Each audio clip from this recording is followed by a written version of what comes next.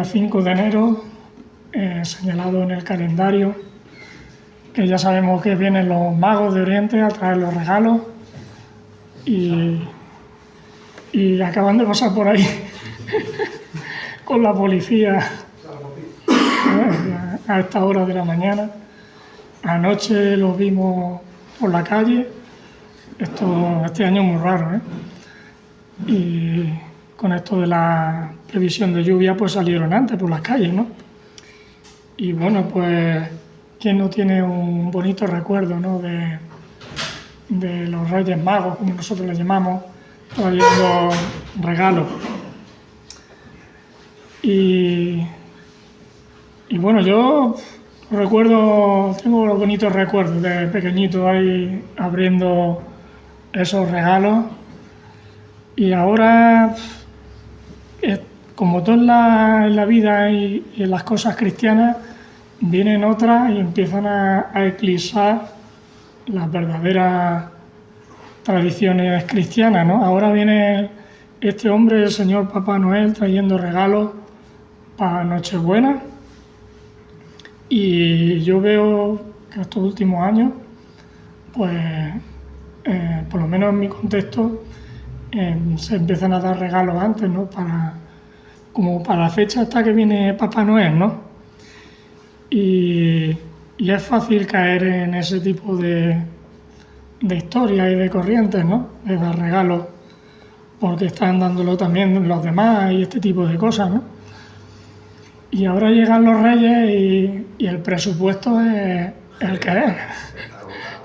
O sea, muchas veces se agotan, ¿no? Y a los Reyes, a veces las familias, pues no, si le han dado el regalo antes, el presupuesto para las Navidades es el que es. Y llegan los Reyes y... En fin.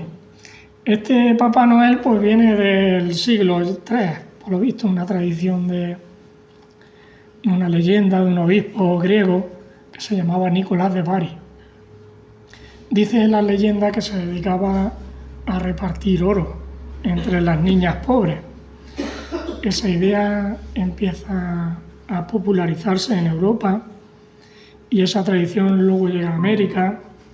Y en América, pues, esa idea evolucionó en un señor así de barrigón, traje rojo y barba blanca que va repartiendo regalos, y es lo que ahora nos llega. Y bueno, ¿de por qué hablar todo esto? Al final es toda esta mezcla de tradiciones religiosas, leyendas populares.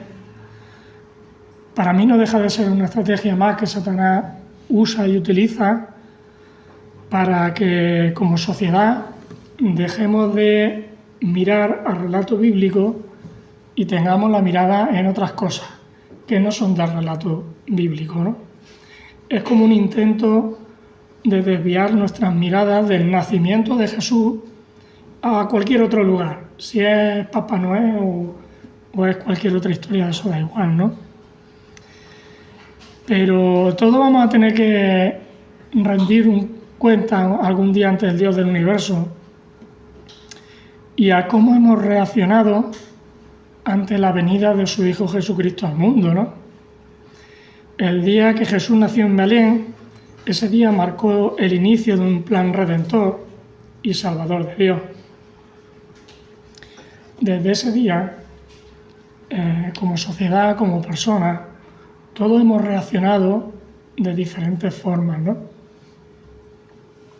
Hoy vamos a ver esencialmente 5 de esas formas en las que reaccionamos ante la presencia de Jesús, fijándonos en los personajes que aparecen en uno de los relatos del nacimiento de Jesús, ¿no?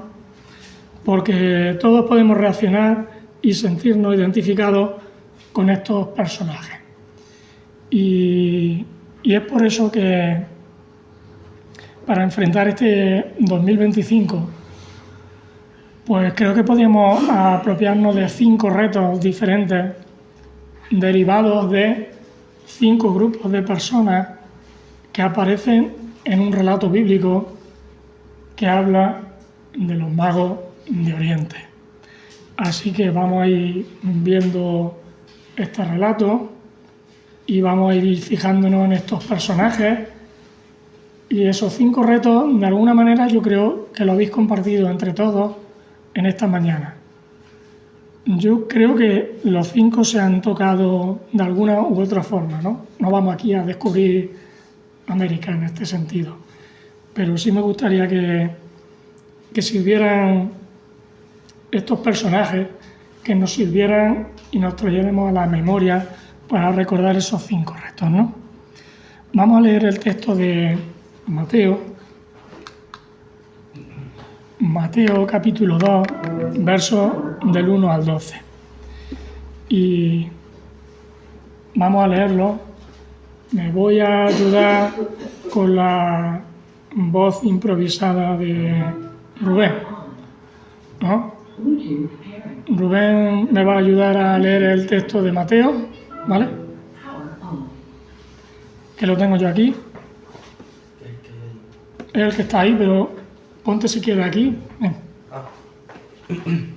Y lo vas leyendo de aquí. Vale, de aquí. Vale. Son 12 versículos. Vale. Cuando Jesús nació en Belén de Judea, en día del rey Herodes, vinieron del oriente a Jerusalén unos magos, diciendo: ¿Dónde está el rey de los judíos que ha nacido? Porque su estrella hemos visto en el oriente y hemos venido a adorarle.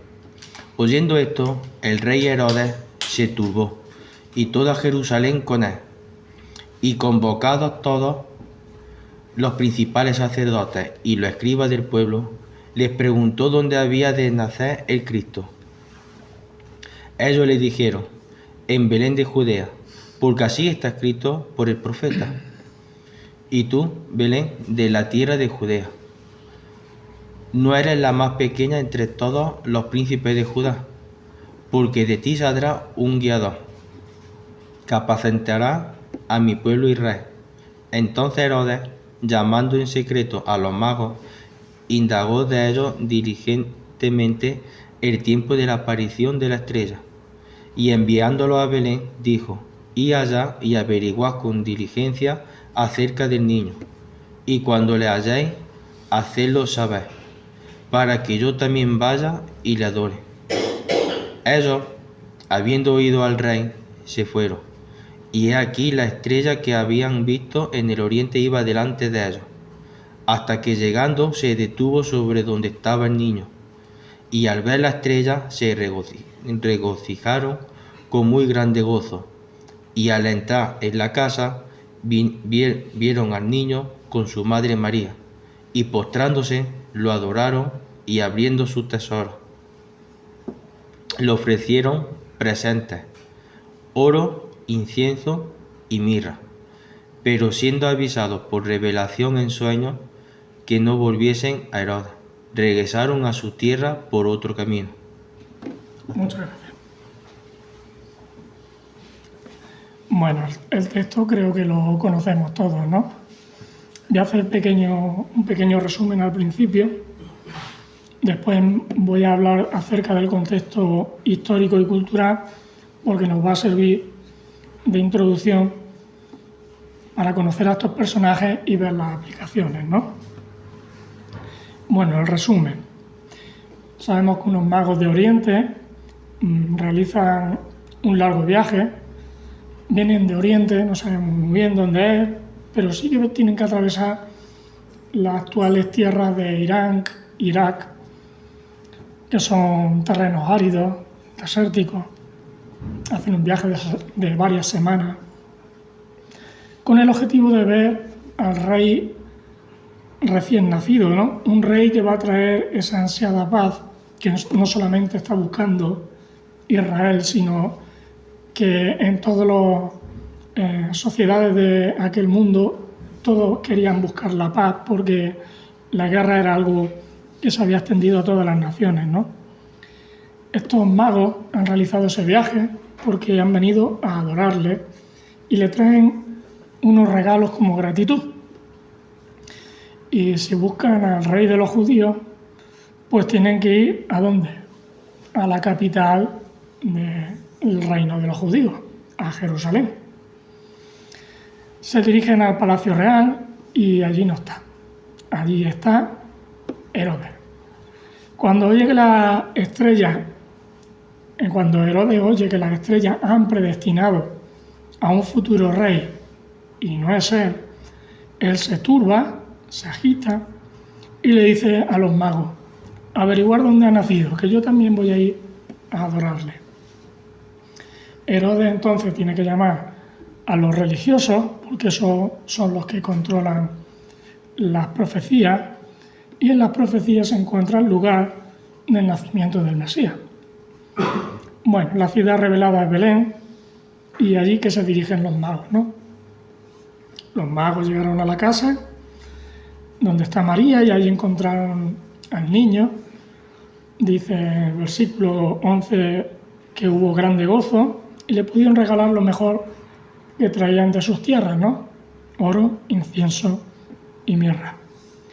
Y una vez cumplido ese objetivo, Dios se revela a estos magos para que no vuelvan por el mismo camino de regreso a sus casas, ¿no? Porque así se van a evitar la venganza de Herodes. No se ve muy bien, pero como en negrita está ahí están los tres tipos de personajes que vamos a ver, ¿no? Que se encuentran en este relato de Mateo. El primero que vamos a ver es ese señor de ahí, que es Herodes. Mateo echa la vista atrás cuando él escribe su evangelio y en el versículo 1 dice que Jesús nació en días de Herodes. Y parece un dato que está ahí de más, pero creo que ningún dato en los escritos bíblicos está de más, ¿no? Entonces vamos a recordar un poco el contexto histórico. Si Mateo está escribiendo alrededor del 60 después de Cristo, los días de Herodes comienzan varias décadas atrás antes del nacimiento de Cristo. Y Mateo quiere decirnos algo para ponernos en contexto, ¿no? Si yo, por ejemplo, escribo algo a día de hoy y digo, en los tiempos de Franco ocurrió tal o cual cosa, ¿no? Cuando pongo en contexto los tiempos de Franco, estoy hablando de algo muy diferente a los tiempos de hoy, ¿no? De la democracia. ¿Qué está ocurriendo en los días de Herodes? Vale. ¿Quién era Herodes? Herodes era un gobernador edomita. Y edomita era un hijo de Edom. Edom, tenemos que recordar, que es un descendiente de Esaú. Los judíos auténticos se estaban identificando como: yo soy judío, vengo de Abraham, de Isaac y de Jacob. Un edomita viene de Esaú, que era el hermano de Jacob. Así que eso de alguna manera estaba chocando con la sociedad judía, que veía como alguien de segunda categoría cualquier descendiente que no fuera de Jacob. Entonces, que los gobierne alguien que fuera un descendiente de Esaú, eso en el pueblo judío pues no lo llevaban bien. Herodes, que era muy astuto y sabía esto, dijo: bueno, yo me convierto al judaísmo, quiero ser el rey de los judíos, me convierto al judaísmo.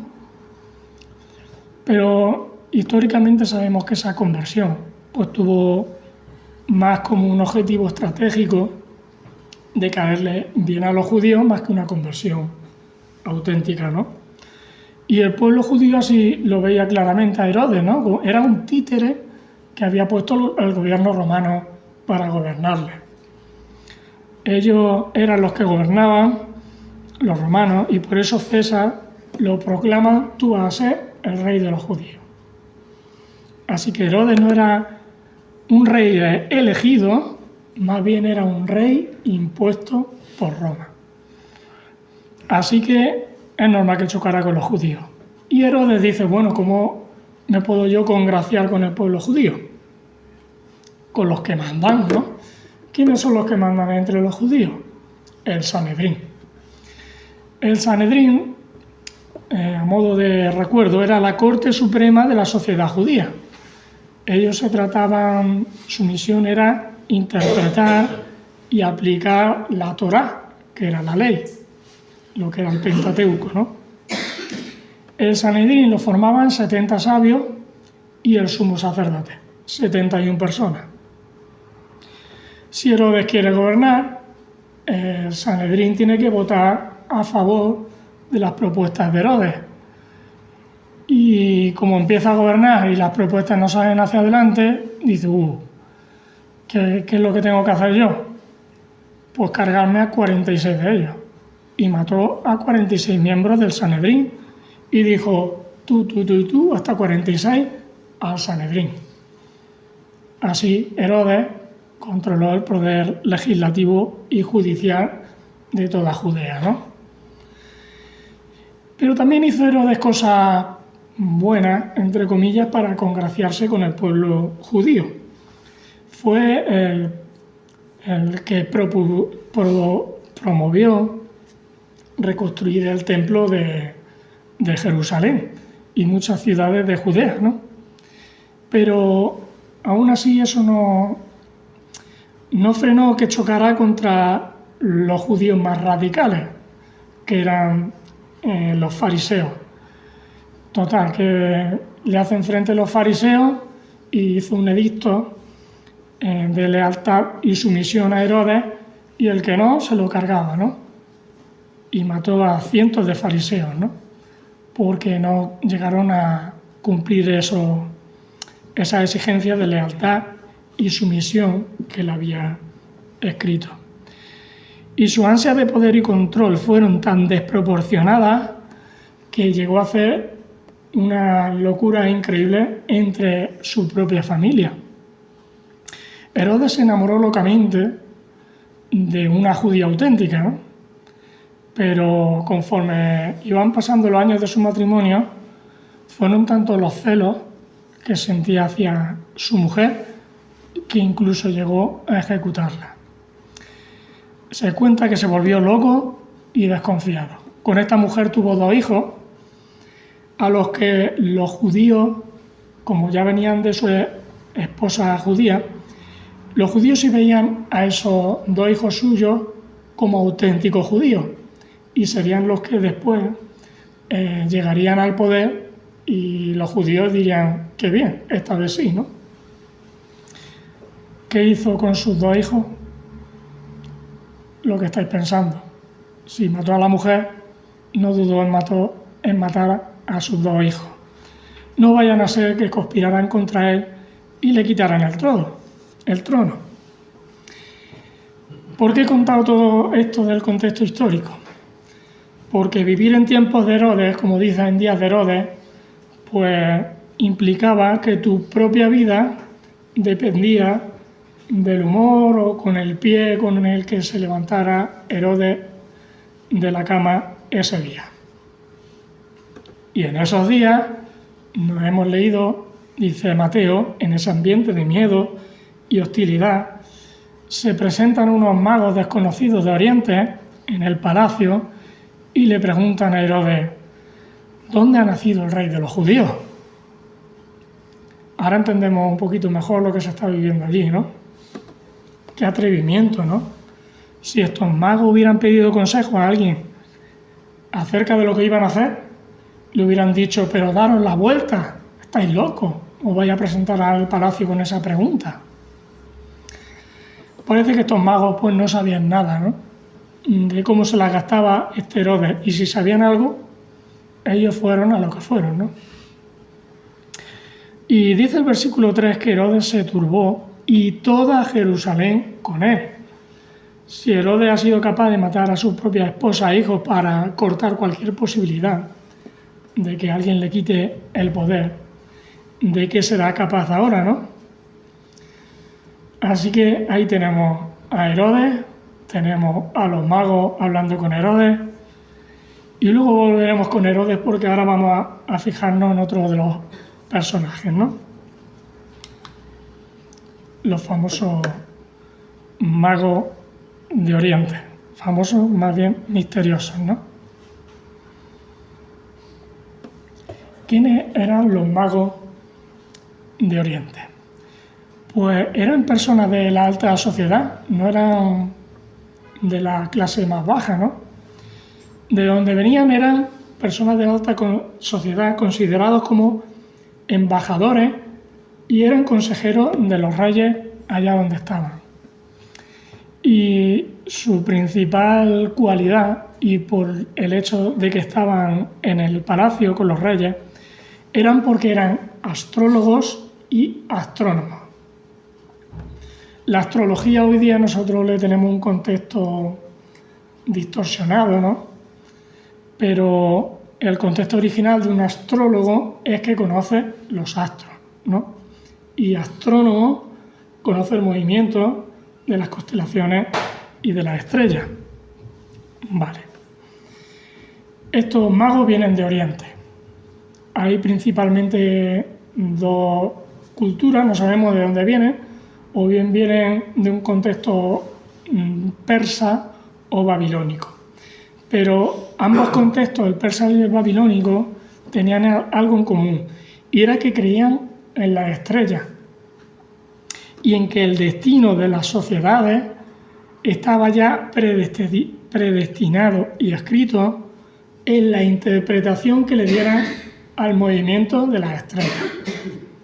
Así que estas personas, estos magos, eran capaces de leer el destino de las personas valiéndose de las estrellas. Tenían métodos muy exactos, ¿no? Y todas las sociedades creían en ello. Toda la sociedad antigua creía en esa interpretación que los magos, que los astrónomos y astrólogos le dieran al movimiento de las estrellas. Así que Herodes también cree firmemente en que los magos lo que le cuentan es verdad. Todas las sociedades lo creían. Vale. Ahora hablemos de la estrella de Belén.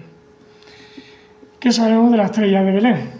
A día de hoy la teoría que más se acepta acerca de qué pudo pasar para ver una estrella de Belén es que dos planetas se alinearon, se pusieron uno al lado del otro, tan juntos, que desde la Tierra pues eran vistos como una bola algo más brillante, ¿no?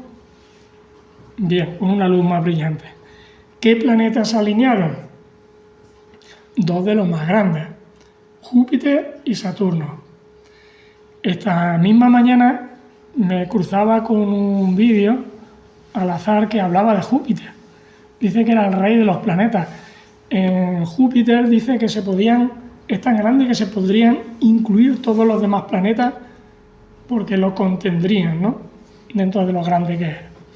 Pero Júpiter y Saturno en las antiguas sociedades tenían un significado que hoy en día a nosotros nos pasa desapercibido, pero es necesario mencionarlo, ¿no? Júpiter era considerado como la estrella real, como la estrella de la realeza, de los reyes, ¿vale? Y Saturno era la estrella de los judíos. Así que tenemos la estrella real y la estrella de los judíos. Pero resulta que aquel año ocurrió otro evento que es también muy raro, ¿no? Y es que Júpiter y Saturno se alinean, pero lo hacen dentro de la constelación de Piscis. Dicen que la constelación de Piscis es la última de las constelaciones. Así que tenemos tres factores para unir y ver cómo interpretaron todo lo que estaba ocurriendo con la estrella de Belén. ¿Cómo interpretan estos magos esos acontecimientos? Pues una luz brillante como la unión de Júpiter y Saturno era interpretado como que viene un rey, la estrella real. Y ese rey que viene es judío, porque es la estrella de los judíos, y lo hace en la constelación de Piscis, que es la última. Ese rey judío que viene indica que es el fin de los tiempos. Esa es la interpretación que estaban dando en aquella sociedad que daban aquellos magos, ¿no? Vale, ahora después volveremos a los magos, porque ahora tenemos que ver a ese tercer grupo de personas que aparecen en el relato de Mateo, que son los religiosos, los principales sacerdotes, los escribas y toda Jerusalén. Al describir Mateo a este tercer grupo, pues está incluyendo a toda la sociedad religiosa judía de la época. Y dice Flavio Josefo que todos se podían identificar con algunos de los grupos religiosos, que principalmente eran 4: fariseos, saduceos, esenios y celotes. Vale, de fariseos creo que sabemos mucho, ¿no? Luego vamos a hablar de cada uno de ellos. Eran el grupo más numeroso, ¿no? Los fariseos. A los fariseos les gustaban mucho las novedades. Y de ahí que hacían práctica la ley de Moisés con sus propias interpretaciones. Esas interpretaciones eran ley para ellos, y de ahí que salieran cosas muy novedosas, ¿no? Y hay de aquellos que se atrevieran a decir algo diferente, porque aquello era lo que decía un fariseo y en su interpretación era lo máximo, ¿no? Era la ley. Si te atrevías a pensar diferente, cuidado, ¿no? Saduceos. De los saduceos sabemos menos, ¿no? Pero curiosamente era el grupo más influyente en el Sanedrín, de los que tenían más poder. Ellos amaban mucho la escritura y principalmente los 5 primeros libros de la Biblia, el Pentateuco, e incluían también el de Josué. Los demás libros, bueno, no los consideraban de igual importancia que esos 5 libros primeros, ¿no? No les gustaban mucho los cambios a los saduceos, estas cosas, novedades, etc. Eran muy diferentes a los fariseos, ¿no? Y los libros proféticos, bueno, pues estaban ahí, pero lo importante era cumplir la ley, los 5 primeros libros, ¿no? Tercer grupo religioso, los esenios. ¿Os suenan los esenios? Más difícil, ¿verdad? Este era un grupo más, a ver cómo lo digo, apartado de los demás. Digo apartado porque se dedicaban a vivir en cuevas, en comunidades, y ellos pensaban que cuando viniera el Mesías, pues que reinaría con ellos, ¿no? Se creían así un poco más exclusivos, ¿no? Y los celotes, ¿sabemos algo más? Entre los discípulos del Señor Jesús hay un celote, ¿no? Solamente mencionar que de los celotes era un grupo muy pequeño y su principal objetivo era hacer frente a Roma. Así que eran unos luchadores inconformistas y guerreros contra la sociedad romana. Así que estos 4 eran los principales grupos religiosos de la época y cualquier persona pues, se podía identificar con alguno de estos grupos. ¿Cómo reaccionaron estos grupos ante la llegada de Jesús a sus vidas? ¿De qué forma nosotros podemos reaccionar como ellos lo hicieron? Quizás podamos identificarnos de forma negativa a la reacción que tuvieron tanto los religiosos como Herodes. Y quizás también, y ojalá Dios quiera, podamos identificarnos de forma positiva a cómo lo hicieron estos magos de Oriente. No solo para el 2025, esto es algo para cada día de nuestras vidas, ¿no? Así que vamos a la aplicación de esta mañana, ¿no? ¿Cómo reaccionaron los religiosos?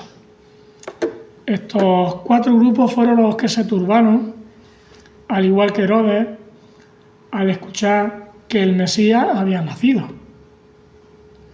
Ya no sabemos si es por miedo a las reacciones de Herodes o por miedo a que el Mesías viniera y cambiara su forma de vivir o le dijeran que había que vivir de una manera diferente, ¿no?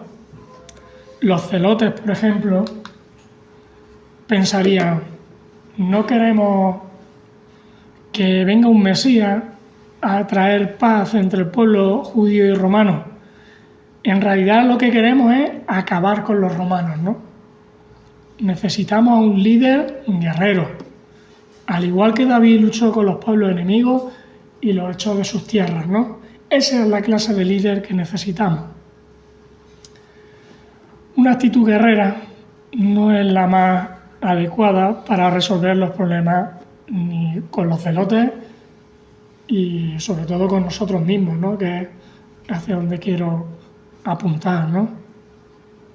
Jesús viene como ese príncipe de paz que es capaz de cambiar y moldear un corazón guerrero, trayendo amor y perdón entre nosotros, ¿no? Si este año tenemos conflictos entre nosotros o con otros, no reaccionemos como los celotes reaccionaron, tratando de imponer venganza y de responder con violencia y maldad ante los agravios que podamos recibir. Los hijos de Dios que entrarán con Jesús a sus moradas eternas son aquellos que perdonan a sus hermanos, lo mismo que ellos han sido perdonados, ¿no? Así que creo que el primer reto para este 2025 es que seamos como Jesús, perdonadores, y no reaccionemos como quiere Satanás que reaccionemos, devolviendo mal por mal, siendo guerreros y vengativos, ¿no? Los esenios. Hemos hablado que eran aquellos que decidieron apartarse del resto de la sociedad en cuevas y se sentían un grupo especial que en un futuro reinarían con Jesús. Pero llegó Jesús y no existe ningún documento histórico ni ninguna referencia bíblica que describa cómo ellos reaccionaron. Parece que aquello pasó un poco desapercibido entre ellos. Como cristianos seguidores de Jesús, pues no podemos vivir como los esenios, apartados de la sociedad y apartados de los hermanos. Hemos sido creados para vivir en comunidad, para relacionarnos los unos con los otros, para estimularnos, para alentarnos, para animarnos, etc. Así que el segundo reto para este año será no reaccionar como los esenios, apartados de los demás. Tenemos el reto de juntarnos, ¿no? Como iglesia, de necesitarnos los unos a los otros, ¿no? Necesitamos estar unidos como iglesia. El testimonio de Jesús, a mí esta frase siempre se me queda a la hora de recordar lo eficaz que puede ser el evangelismo, ¿no? Dijo: en esto conocerán que sois mis discípulos, si tuvierais amor los unos con los otros. Y eso implica vivir como iglesia, no llamarnos iglesia y vivir apartados de la iglesia. Jesús vino al mundo como la luz verdadera y cuando Él se fue nos dijo a nosotros que debemos de ser esa sal y esa luz, nosotros, ¿no?, que den testimonio a esa sociedad oscura en la que vivimos. Si Júpiter y Saturno se alinearon y eran vistos como una luz brillante, una luz más brillante, ¿no lo seremos nosotros como iglesia si estamos unidos? Creo que podemos apropiarnos también de esa analogía. En tercer lugar, saduceos y fariseos. Eran muy distintos en su forma de pensar, pero lo eran por los mismos motivos. Su forma de concebir la religión era única y excluyente, y eran muy rígidos en su forma de pensar. Tenían doctrina y su forma de pensar ya aprendida del pasado y no salían de ahí. Aunque el mismo Mesías viniera al mundo en esos días, ellos seguían pensando que su manera de pensar y su manera de aplicar la doctrina era la correcta, la única. No había ninguna más. Es decir, tenían su verdad y no estaban dispuestos a cambiar. Y eso que conocían la escritura de memoria, se conocían los libros del Pentateuco de memoria, Ojo, a ver quién es capaz de memorizar un solo capítulo del Antiguo Testamento. Ellos lo sabían. Los fariseos se sabían de pe a pa las 600 y pico leyes que ellos mismos habían dictado derivadas de aplicar la Torá, ¿no? Sabían muchísimo. Pero llegó el auténtico Mesías y su legalismo y su forma de pensar les impidió conocer al verdadero Mesías. En el fondo, ¿qué es? Es un reflejo de una superioridad interior. Conocen mucho, como diría Pablo, el conocimiento envanece, el amor edifica. Y el conocimiento de la verdad tiene el peligro de llevarnos a un alejamiento de la verdadera humildad, ¿no? Me sorprende que la única vez que Jesús dice, aprended de mí, que soy manso y humilde. La única vez que dice Jesús, aprended de mí, es para decir eso, que nos fijemos en su mansedumbre y en su humildad. Tercer reto para este año es que consigamos ese equilibrio sano de conocer su palabra sin que eso pueda separarnos de los demás porque mostremos actitudes altivas y orgullosas por ello. Satanás tiene un objetivo para ti y para mí. Si nos proponemos conocer más al Señor y de su palabra, Satanás dirá, qué bien, voy a llevarlo a una posición aquí cada vez más alta, que se haga cada vez más intransigente, porque eso lo va a alejar de la verdadera humildad, que es lo que quiere el Señor para cada uno de nosotros, ¿no? Una humildad que necesitamos para escuchar al hermano que piensa diferente, porque al final todos tenemos la palabra y hay cosas que interpretamos a veces de una manera o de otra. Y necesitamos humildad para escucharnos sin caer en esa intransigencia, que esa intransigencia al final va derivada o quiere mostrar una altivez interior, ¿no? Que es lo que al final la intransigencia demuestra orgullo, ¿no?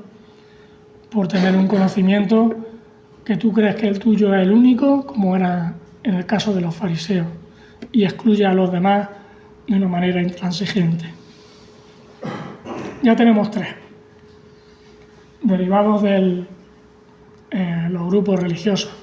Nos quedan nuestros otros 2 grupos que hemos visto, ¿no? Herodes. Llegamos a Herodes. Herodes, el rey de los judíos. Me imagino aquellos tiempos que era un concepto que iba unido, ¿no? Herodes, el rey de los judíos. Era lo que él quería. Un rey que está ocupando el lugar verdadero del que se lo merece. El rey de los judíos es otro. Acaba de llegar al mundo. Pero Herodes es un tipo duro que se quita de en medio a cualquiera que rivaliza con él y que quiere ocupar el trono que él está ocupando, ¿no? El trono lo ocupa Herodes. Ahí está, el yo. Y esa lucha por ocupar el trono, ese trono que debería ocupar el rey de nuestras vidas, el trono que a veces nosotros nos sentamos, esa lucha como cristianos, el día de la conversión dejamos el trono a Jesús, pero esa lucha sigue continuando a día de hoy, ¿no? Porque no somos ninguno de nosotros muy diferentes en este sentido a Herodes, ¿no? Nuestro yo ocupa el trono de nuestras vidas hasta que un día, como digo, en nuestra conversión dejamos que Jesús lo ocupara. Pero desde ese día hay una lucha ahí constante, ¿no? A veces lo ocupo yo, a veces lo ocupa él. Esa es la realidad que como creyentes tenemos, ¿no? El día de la conversión nos dimos cuenta de que por muchos méritos que hagamos, nosotros no somos merecedores del perdón de Dios y de la aceptación como hijos de Dios, ¿no? Cuando somos perdonados es por pura gracia. Somos aceptados en la familia de Dios por el sacrificio de Cristo en la cruz. ¿Nosotros qué hemos hecho para merecer ese trono? Nada, ¿no? Y nuestro yo sigue queriendo ocupar el trono, ¿no? Solo el Señor es merecedor de toda nuestra adoración y de que le cedamos el trono de nuestras vidas. Nosotros a veces nos pensamos que lo que tenemos, como decía, no es por gracia, sino que nos lo hemos ganado por nuestros propios esfuerzos. Y es una mentira, ¿no? Y esa mentira nos hace autosuficientes y nos aleja de la verdadera gracia, que es la que nos salva y nos santifica. Por lo tanto, creo que el cuarto reto para este 2025 es que seamos capaces de ver y reconocer esa gracia de Dios que actúa en nosotros y seamos capaces de ver cuándo le estamos quitando el trono al verdadero Rey que se lo merece, ¿no? El trono de nuestras vidas se lo merece el Señor, ¿no? Así que ese cuarto reto para este 2025 y cada día de nuestras vidas es destronar al yo y dejarle el trono al Señor Jesús, que es el que se lo merece de verdad. Y llegamos al último grupo de los personajes que son los protagonistas de este pasaje, que son los magos de Oriente. Ellos creyeron en lo que interpretaron al ver el movimiento de las estrellas y eso los puso en marcha. Es cierto que sus creencias no eran las más apropiadas, pero fueron consecuentes con lo que interpretaron y con lo que vieron. Cogieron sus camellos, viajaron durante semanas por los duros desiertos del Oriente, hasta llegar a donde estaba el Mesías. En el primer viaje, la estrella y su pensamiento humano les llevó primeramente a Jerusalén. Pero allí no estaba el Mesías, ¿no? Para llegar al Mesías fue imprescindible el abrir las Escrituras. Y para llegar a Belén tuvieron que echar mano de esas profecías bíblicas, ¿no? En este caso del libro de Miqueas. Y ese fue el trabajo de sacerdotes y escribas que sí que conocían las Escrituras. Así que esto nos deja con un quinto reto para este 2025, que es conocer más las Escrituras, abrirlas y estudiarlas, ¿no? Así que si queremos llegar a Jesús, va a ser imprescindible que echemos mano de las Escrituras. Ellas nos van a declarar cómo somos realmente y cuánto le necesitamos. Y a la vez nos van a animar a ponernos en marcha para obedecer lo que hay en ella, ¿no? Estos magos estuvieron dispuestos a ponerse en marcha a dejar sus vidas para conocer la auténtica verdad.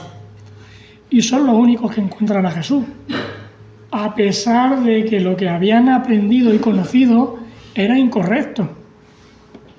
¿Pero por qué lo encuentran? Por una disposición a querer encontrarlo, ¿no? ¿De qué nos sirve conocer si luego no tenemos la disposición de ponernos en acción?